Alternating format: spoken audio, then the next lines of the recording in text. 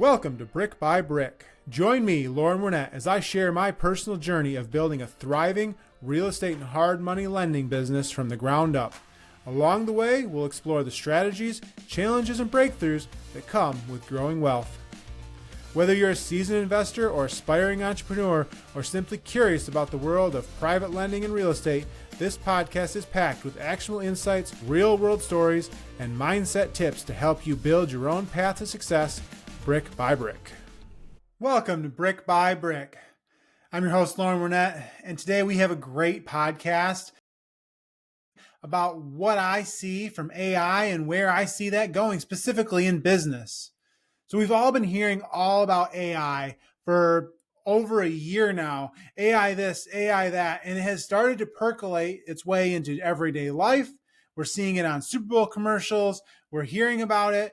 But where do you stand with AI? Where do I stand with AI? And how is it going to impact your business? I see that it's going to have a huge impact on business, day-to-day business, for every size business owner, all the way from a super corporation, all the way down to a solopreneur. So if you haven't started playing with AI yet, my guess is that you're in one of some different step. And so what I've created is an AI implementation ladder, right? So everybody goes through these different stages of AI. Now, we all went through the first stage when ChatGPT first came out a little more than a year ago, where we were in the search and play area. We were using it to search what the weather is, how many days are between the 15th of November and the 22nd of March, what celebrity was dating what celebrity. Simple things that you would normally use Google for, but it has made it better in a lot of ways, because now instead of searching in Google and then sorting through the search results and clicking on a link and finding an answer, now ChatGPT or whatever your preferred AI of choice will give you an answer right there based on their search results. This is the very base use of AI, but it's a huge fundamental shift in that it does reduce the amount of time that one needs to take to go and find an answer for something. Taking this a little further, there are things like Gemini and other solutions that they are marketing as basically being a virtual friend, where you can have a conversation with it about things, talk about your kids, talk about your life. I've even heard of people using them as a bit of a therapist, as just someone that's non-judgmental that they can talk to. So this is the first step, and this is a step that we all go through in order to move to that next stage. Rung 2 of this ladder would be the simple task automation. Now, this could be as simple as having emails to forwarded automatically as they come in, scheduling social media posts, helping write emails, helping clean up emails. I know when I was getting started with AI, and I still do this today, I'll write an email out and then I'll have AI clean up the grammar, make what I'm trying to say more clear, and maybe give me some examples of how to make the email better to get the point I'm trying to make across. Now, this is incredibly helpful for a lot of people, because it takes, maybe if you were going to spend 30 minutes on writing an email, you can knock that out in 5 minutes now. And I think that's generally what you're seeing with AI, is this tendency to make task take less time, take less labor, and thus you're basically reducing the time cost of things. I think as we go forward, you will see AI get better and better, and it will begin to do a lot of the tasks that low wage workers maybe in your company are doing. Could AI manage your calendar, manage your inbox for your email, do a lot of the tasks that an executive assistant does? I think they could. Could it call places and make reservations? There's already AIs that are doing that. Could it write up the notes for meetings that you have? Already does that. A lot of these tasks already are being done in that $4 to $10 per hour range. You just have to know how to integrate it and how to use it. And what that's allowing is not the elimination of the executive assistant role, but it's augmenting that person to now you can bring a higher level person in. They can do more things with the same amount of time and become a more valuable member of your team. Conversely, like me as an entrepreneur, it gives me the ability to do far more work in a far shorter period of time than I ever would have been able to do before. Before, if I wanted to write a blog post, I would sit down, I'd do all the research, I would search all the things, I would read up on it, I would write the post, and then I would spend a great bit of time proofreading, finding pictures, doing all the things to make the post. Now I can basically put my general ideas onto a screen, have AI do some research for me, fact check some things, clean up the grammar, make things more concise, suggest some things. And I can knock out an article that maybe would have taken me 3 hours before in 20 minutes. And this goes for a lot of different tasks that are within any entrepreneur's business. So I would challenge you to think about the simple, easy tasks that you do on a regular basis and how you can get AI to do some of those things. Even as simple as writing HTML code for your website to add something, adjusting the way your emails are done. All of those things are extremely easy tasks in that second rung ladder of the AI implementation ladder. The third is we're really starting to get into using it on a regular basis. So the first one is, I might pull it up once a week, play with it a little bit. Second ladder is you're kind of using it a couple times a week. It's not the first thing you think of. You have to try to find the website, but it's more regular. This third rung is really now you're using it on a regular basis, maybe once a day, twice a day. It's not something that you've fully integrated into all of your core processes and systems, but it is an important tool in your toolbox to running your life, to running your day-to-day business. And some examples of this are some analytics-driven marketing, some sales scripts. I think a great example of what I use this one for is I use AI to create SOPs. So previously, if you wanted to create an SOP or standard operating procedure, you'd sit down, you'd write out all the steps or type out all the steps that you're doing, include some screenshots, and then you create an SOP for that task that you're working on. It's very menial. It takes a lot of time. But at the end of the day, you have a document that you can give to someone that shows them how to do a task. Now you can streamline this. The way I do this, I go to Loom, which is a tool, basically a screen recording tool, and I do the task that I am trying to teach someone how to do while talking through the task. So you click this button and then you do this and then you go here and do that and you save this file there. I do the whole task. Then I get Loom to create a transcript of that thing.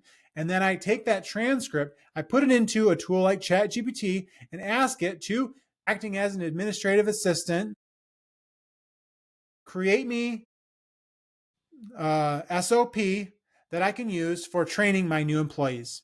And in a matter of seconds, it will take that transcript, create a step-by-step SOP that you can then put into a Word or a Google Docs file. And I like to take the video that I created in Loom and link that to the top. And now you have probably 80 to 90% of the work done. And you can just go through that, read it, adjust some things. And it's now in a digital format that then can be adjusted as the process or systems change. And so you're taking existing processes and systems and using AI to augment them, to train people, and to basically make your business run more smoothly. Additionally, if you have customer service, there are tons of applications for AI in this. Part of customer service ranking is how fast you get back to people, how fast you close on tickets, how accurately those tickets are resolved. Using AI, even in a sporadic way, to track some of those metrics and to follow up with people, setting up email automations. Hey, thank you for receiving this. This person is on it. Follow-up messages. Those things all will increase the customer happiness. Once you get past that, then you really get into the interesting stuff. You get into deep integration. And this is, you have AI helping you make decisions. AI is no longer just a task rabbit that's helping you do things that you were already doing before, but AI is actually helping you drive business decisions. This could be price automation, depending on your industry. This could be preventative maintenance. AI has the capacity to consume huge amounts of data and find patterns that the normal person is not going to see very easily, or would take them a ton of time.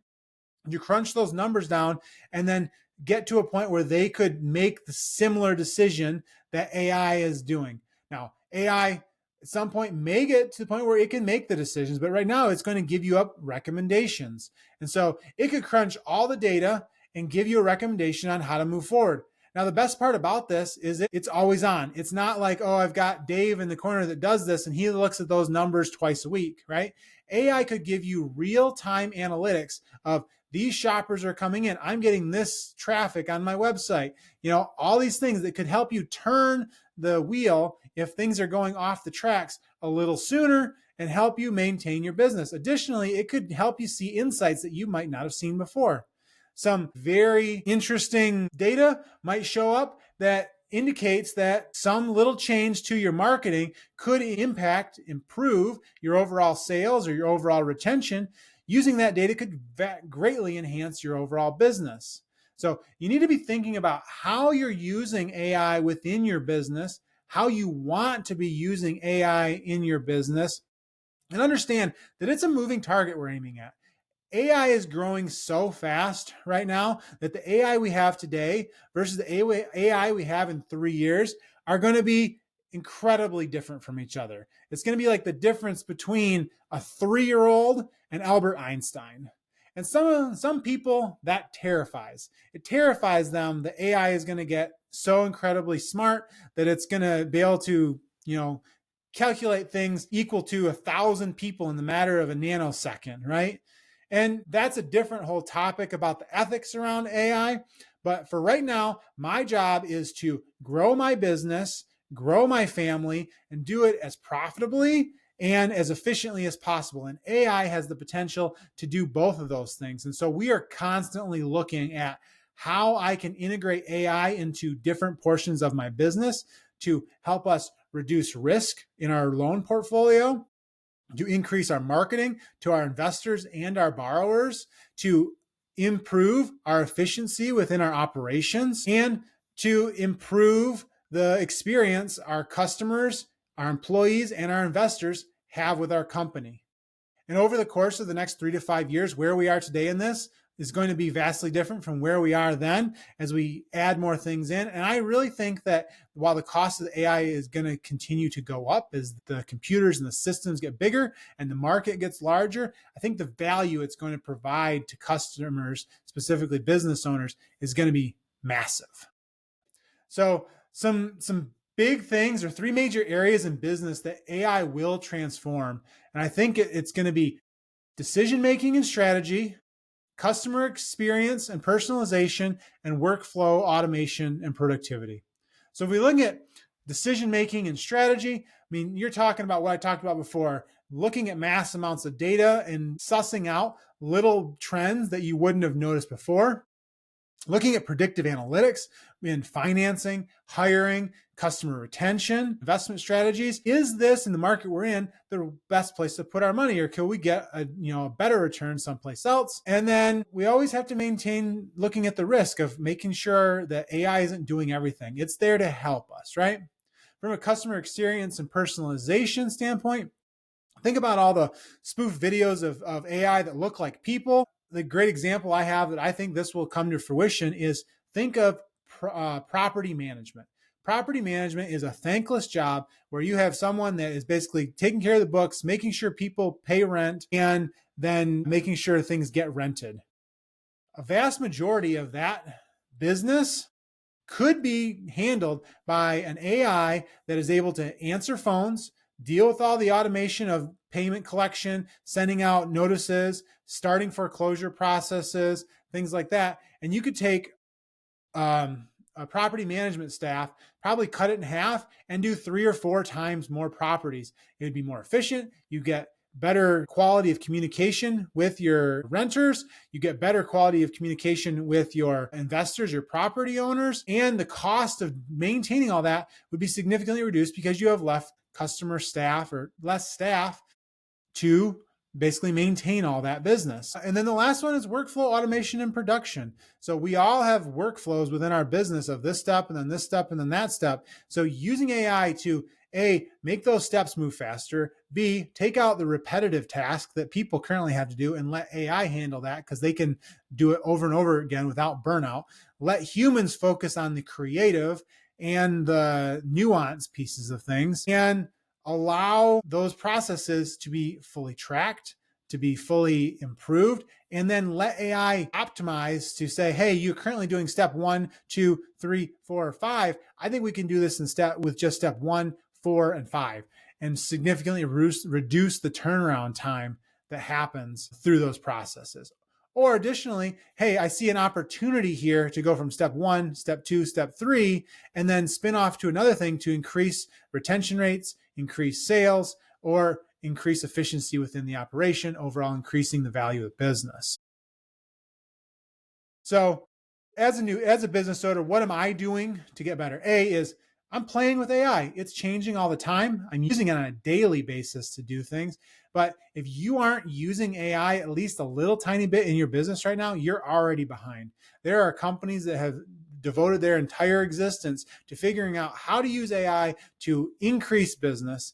And I think we're a bit in the wild west of AI. As we move forward, it'll become more and more mainstream. People will have it integrated into more and more things. The lines between what is human and what is AI are going to start getting blurred. You'll be talking to a chatbot and you'll think you'll be talking to Sam, but Sam is actually an AI and there won't be a human that you're dealing with there. Additionally, you might call customer support for AT&T or something and talk to that person, and then later on find out that that person is an AI as well, right? They're answering the same questions over and over, and they have the cognitive ability to answer those questions and do a better job of finding your account information and helping you out. And if they need to, they can push it to their manager, which is an actual human. And so taking one human and maybe supporting 100 AI phone calls versus having 100 phone calls going on at once. Response times on phone lines should be faster. Chat answers should be better. And just in general, the overall customer experience is going to get better. And so making sure you're on the front end of that and you're not the company that has a chat bot or has customer service agents that, oh, let me look up your information as you hear Nancy typing in the background, versus your competitor who, as soon as that customer called, the AI already had all their information pulled up, answered the phone with your first name, found the answer for them in less than 5 minutes, got them a great experience, and they were out the door. Which one of those companies you think is going to do better in the long run, right?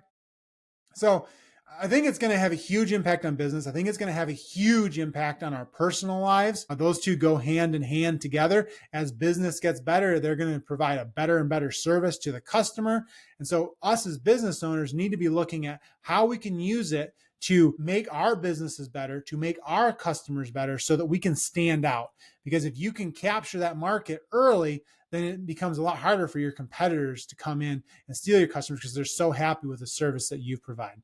Now, it's not without risk. There will be things that happen with any implementation of new technology. You'll put something in place and some bad will happen, meaning you have a customer that has a bad experience, some data will get broken. These are all parts of the implementation process. And on any new technology, there's always early adopters, the main people, and then the late adopters. The winners are usually the ones that come in just after early, but before the main. They have gotten rid of a lot of the bugs, but not all the bugs. And then the losers are oftentimes the late adopters because they're so late to the party that by the time they get there and start using AI, there'll be something else that's, coming down the pipes that they're ignoring. So make sure you're looking at what the trends are, looking at how you can implement it, and thinking about what your business's AI strategy is.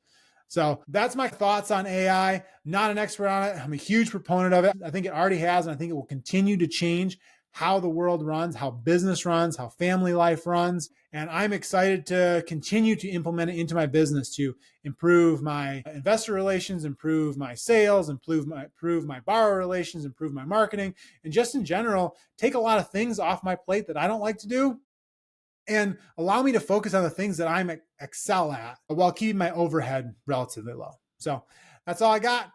Thanks for your time. We will talk to you next week.